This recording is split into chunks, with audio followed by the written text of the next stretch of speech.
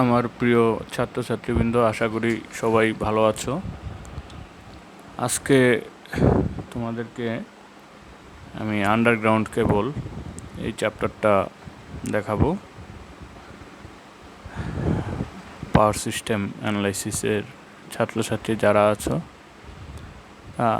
Underground কেবল এটা actually জিনিসটা কি, আমরা পাওয়ার দুইভাবেই ট্রান্সমিট করতে পারি। একটা হচ্ছে ওভারহেড ট্রান্সমিশন এবং আন্ডারগ্রাউন্ড মানে মাটির নিচ দিয়ে যেই ট্রান্সমিশন। দুই রকমভাবেই করা হয়। বিভিন্ন ক্ষেত্রে আমরা বেশিরভাগই দেখে থাকি যে আমাদের ওভারহেড ট্রান্সমিশন করানো হয়। যে ওভারহেড ট্রান্সমিশন সম্পর্কে তোমাদের বিশদ ক্লাস এর আগেই নেওয়া হয়ে গেছে। তা এখন আমরা দেখব আন্ডারগ্রাউন্ড মানে মাটির নিচ দিয়ে। এটা অ্যাকচুয়ালি একটু এক্সপেন্সিভ, একটু কস্টলি হয় ওভারহেডের তুলনায়, যার কারণে আমরা এটা সকল ক্ষেত্রে করি না। কিছু কিছু ক্ষেত্রে এটা করতে হয়, যেখানে হাইলি পপুলেটেড এরিয়া অথবা কিছু ইন্ডাস্ট্রির ক্ষেত্রে আমরা এটা করে থাকি। তো এটা ডিটেলস এখানে লেখা আছে। এই বইয়ের পিডিএফের লিঙ্কও তোমাদের দেওয়া আছে, তোমরা এখান থেকে একটু পড়ে নিবা, পড়লেই বুঝতে পারবা। একেবারেই ইজি ভাষায় লেখা আছে। তা আন্ডারগ্রাউন্ড কেবলের রিকোয়ারমেন্ট, তো এটার রিকোয়ারমেন্টগুলো এখানে দেওয়া আছে। The conductor used in cable should B tint standard copper or aluminium, মানে খুব ভালো মানের কপার অথবা অ্যালুমিনিয়াম দিয়ে তৈরি হতে হবে, যেগুলো high conductivity. Conductor size should be such that the cable carries the desired load current without overheating causes voltage drop. কন্ডাক্টরের সাইজটা এরকম হতে হবে যাতে এর ভিতর দিয়ে আমার যেই পরিমাণ কারেন্ট প্রয়োজন সেটা আমি পাস করতে পারবো, কেবলটাকে গরম না করেই। ওভারহিট হবে না কেবলটা। The cable must have proper thickness of insulation in order to give high degree of safety. তা কেবলটাকে অবশ্যই এটার উপরে, যেহেতু মাটির নিচে থাকবে, একেবারেই গ্রাউন্ডের ভিতরেই থাকতেছে এটা, যার কারণে ওখানে হাই ইনসুলেশন ইউজ করতে হবে। তা সেইটা আমাদের খেয়াল রাখতে হবে যে এটা যাতে সেফটির দিকটা এবং এটার রিলায়েবল হয়, রিলায়েবিলিটি খুব হাই হয়, সেটা আমাদের খেয়াল রাখতে হবে এটা ডিজাইন করার ক্ষেত্রে। এর পরের যে পয়েন্টটা সেটা হচ্ছে the cable must be provided with suitable mechanical protection so that it may withstand the rough use in laying it. তার মানে যে কেবলটা তুমি তৈরি করবা সেটা যথেষ্ট মজবুত হতে হবে, যাতে এটা মাটির নিচে থাকবে কিন্তু সেখানেও কিন্তু উপরে একটা প্রেশার, মাটির প্রেশারটাও তাকে বেয়ার করতে হবে। সেই প্রেশারটুকু সে যাতে নিতে পারে without damaging. The material used in the manufacture of cable should be such that there is complete chemical and physical stability throughout. তা যেই ম্যাটেরিয়াল দিয়ে আমি এটা ইউজ করব তার উপরে এটা যাতে এটার ফিজিক্যাল স্টেবিলিটিও থাকে এবং এটা কেমিক্যালি মাটির নিচে যেহেতু থাকবে, এটা কারোর সাথে কোনো কেমিক্যাল রিয়াকশন যাতে না করে। তো এই জিনিসগুলো আমাদের দেখতে হবে। তাই এরপরে যেটা রয়েছে construction of cable.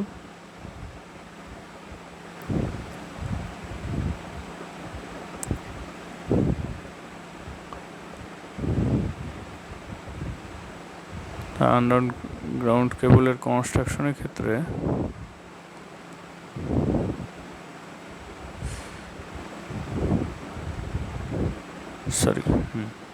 Construction of কেবল, এইখানে তোমরা এই ফিগারটা দেখতে পাচ্ছ। এই ফিগারে মোটামুটি এটার আন্ডারগ্রাউন্ড কেবলের একটা ক্রস সেকশনাল একটা ভিউ দেওয়া আছে। তা সেখানে এগুলো হচ্ছে আমাদের মূল কন্ডাক্টর, যেগুলো কারেন্ট ক্যারি করবে। তারপরে রয়েছে পেপার ইনসুলেশন। পেপার দিয়ে ইনসুলেশন তৈরি করা হয়ে থাকে। তারপর lead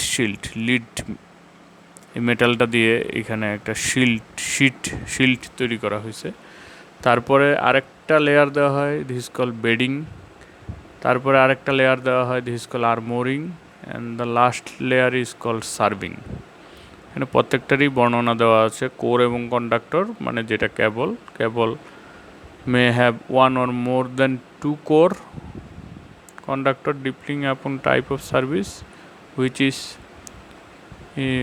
it is intended for 3 conductor cable।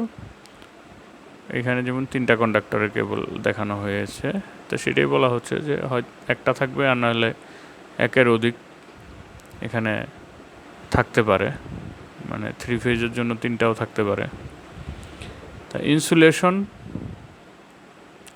Paper insulation, তো প্রথমেই যেটা is core of conductor is provide with suitable thickness of insulation, যথেষ্ট থিকনেস যতটুকু প্রয়োজন সেই থিকনেসের ইনসুলেশন আমাদেরকে এখানে প্রদান করতে হবে। এগুলি থেকে সম্পূর্ণ দেওয়া লাগবে না, যদি কনস্ট্রাকশন আসে 1-2 লাইন করে দিবা। Metallic shield, in order to protect the cable from moisture, gases or other damaging liquids in the soil and atmosphere, a metallic shield of lead or aluminium, lead অথবা অ্যালুমিনিয়াম দিয়ে একটা metallic বর্ম আমরা তৈরি করে থাকি পেপার ইনসুলেশনের পরবর্তীতে। তারপর আসতেছে বেডিং। তো বেডিং যেটা, সেটাতেও over the metallic shield it is applied a layer of bedding which consists of fiber metal, jute জাতীয়, মানে জুট তো বুঝতেই পারতেছো, যেটা আমাদের পাট থেকে তৈরি করা হয়, পাটের আঁশ। তো এই জাতীয় কাপড় দিয়ে একটা লেয়ার তৈরি করা হয়। তারপর আছে তোমার armouring. Over the bedding armouring is provided which consist of 1 or 2 layers of galvanised steel wire or steel tape. তো এখানে একেবারে স্টিলের টেপ বা স্টিলের ওয়্যার দেওয়া হয় এই আর্মোরিংয়ে। এটা দেওয়া হয় যাতে বাইরের কোনো কিছু আঘাত করলেও যাতে সেটা মেন কেবলকে প্রোটেক্ট করতে পারে, যার কারণে। এবং এরপরে রয়েছে in order to protect the armouring from atmospheric condition a layer of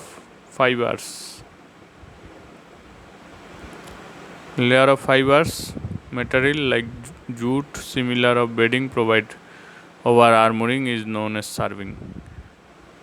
তা ওই মেটালটাকে প্রোটেক্ট করার জন্য ওইটার উপরে আবার একটা জুটের আর্মোরিং, মানে জুট টাইপের এরকম একটা মেটাল বা ওইরকম টাইপের একটা মেটেরিয়াল, বা বেশিরভাগ পিভিসি ইউজ করা হয়, পিভিসি টাইপের একটা লাস্ট পর্যায়ে একটা ফিনিশিং দেওয়া থাকে।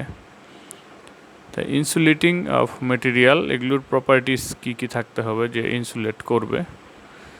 হাই ইনসুলেশন রেজিস্ট্যান্স থাকতে হবে, হাই ডাইইলেকট্রিক স্ট্রেংথ, যাতে এটা ওভার ভোল্টেজও কাজ করে, হাই মেকানিক্যাল স্ট্রেংথ। তারপর হচ্ছে non hygroscopic, that means it should not absorb moisture from air and soil. তো এটা যেই মেটালটা ইউজ করবো যাতে এটা আবার ওই বেশি পরিমাণ ময়েশ্চার এবং এয়ার অথবা সয়েল থেকে যাতে ময়েশ্চার বেশি এটা শোষণ না করে, ওরকম টাইপের মেটাল ইউজ করতে হবে তোমার ইনসুলেটর হিসাবে।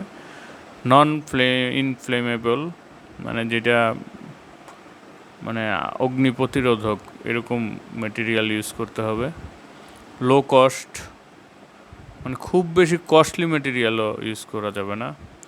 আনএফেক্টেড বাই অ্যাসিড এবং অ্যালকালি, অ্যাসিড এবং অ্যালকালির সাথেও যাতে সে রিয়াকশন না করে।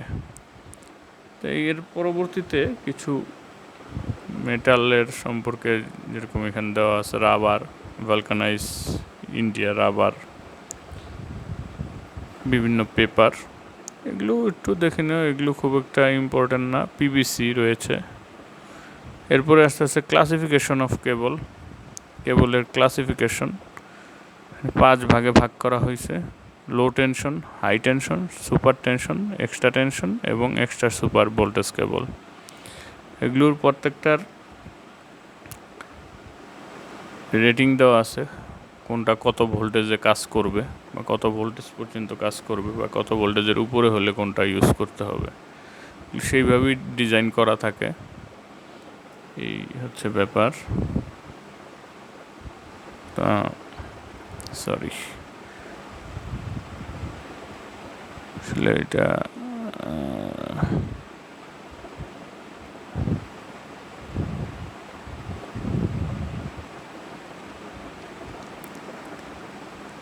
এখানে 3 প্রকার কেবলের বর্ণনা দেওয়া আছে: belted cable up to 11 kV, screened cable is from 22 kV to 66 kV, and pressure cable it's beyond 66 kV, মানে 66 kV এর উপরে গেলে এটা আমরা প্রেসার কেবল ইউজ করি।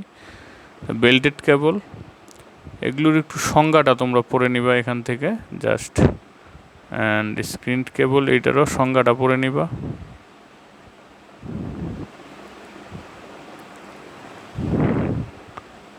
এবং লাস্ট যেটা প্রেসার কেবল, সেটারও তোমরা জাস্ট ডেফিনেশনটা, এই 3টার ডেফিনেশনটা পড়ে নিবা এখান থেকে। তা কীভাবে কেবল আমরা বসাতে পারি?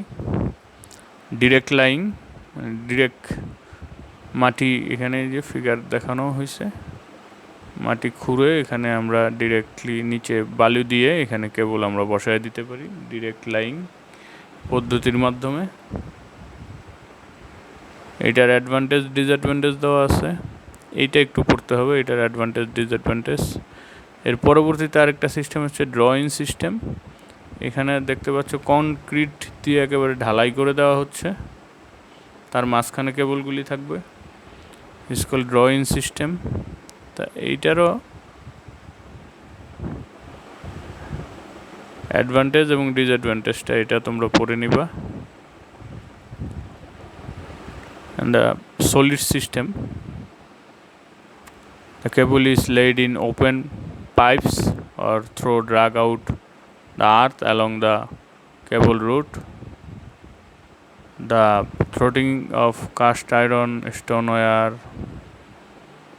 after the cable is laid in position, the throttling is filled with a bituminous or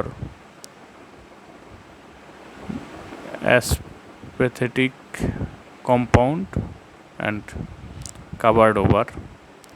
তার মানে এটা একেবারে সলিড সিস্টেম। এটা আমরা থ্রোটিংটা করি কাস্ট আয়রন, স্টোন ওয়্যার